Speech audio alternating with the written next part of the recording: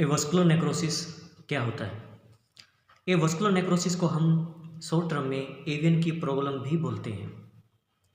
Avascular का मतलब होता है लैक ऑफ ब्लड सप्लाई और नेक्रोसिस का मतलब होता है डेथ ऑफ बोन टिश्यू।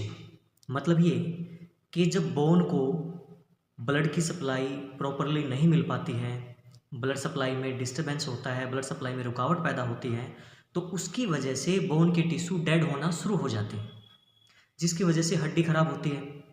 और अगर ब्लड की सप्लाई किसी बोन जॉइंट को प्रॉपरली नहीं मिलती है तो वो बोन जॉइंट भी खराब होना शुरू हो जाता है।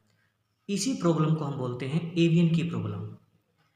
एवियन की प्रॉब्लम बॉडी में किसी भी हड्डी में हो सकती है, किसी भी बोन जॉइंट में हो सकती है, जैसे शोल्डर जॉइंट है, हिप जॉइंट है, नी जॉइंट है या एंकल जॉइंट है। अब हम बात करते हैं इनके कारणों की कि भाई एवियन के होने के क्या रीज़न रहते हैं, क्या कॉजेज़ हैं। तो यूँ तो बहुत सारे कारण हैं, जैसे बोन का फ्रैक्चर होना, बोन फ्रैक्चर की वजह से एवियन हो सकता है।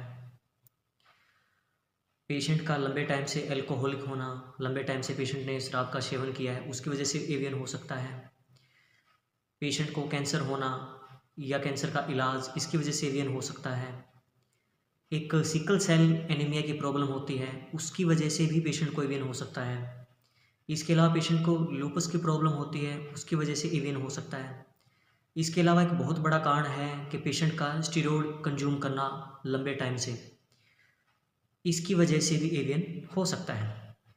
लेकिन इन सभी कारणों में से दो मुख्य कारण जो हम आमतौर पे पेशेंटों के अंदर देखते हैं एवियन होने का, वो है पेशेंट का एल्कोहलिक होना और पेशेंट का स्टेरॉयड लेना, हैवी डोज में लेना या लंबे टाइम से सेवन करना।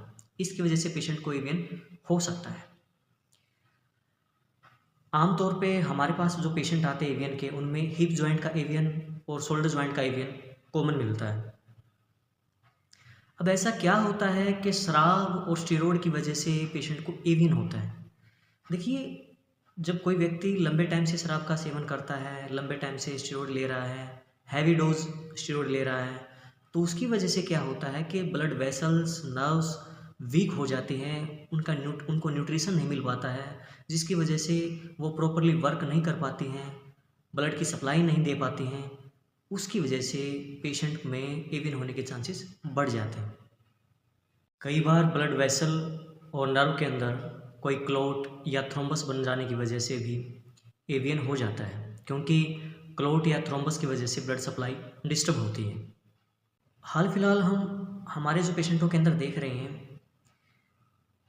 उनमें हिप जॉइंट का एवियन बहुत ज़्यादा मिलता है और उनमें भी 70 to 80% रीज़न क्या मिलता है कि जिन पेशेंटों को कोविड हुआ था, कोविड के दौरान उनको जो इलाज दिया गया, उनमें हैवी डोज स्टेरॉयड दिया गया, जिसकी वजह से उन पेशेंटों में एवियन होने के चांसेस बढ़ गए।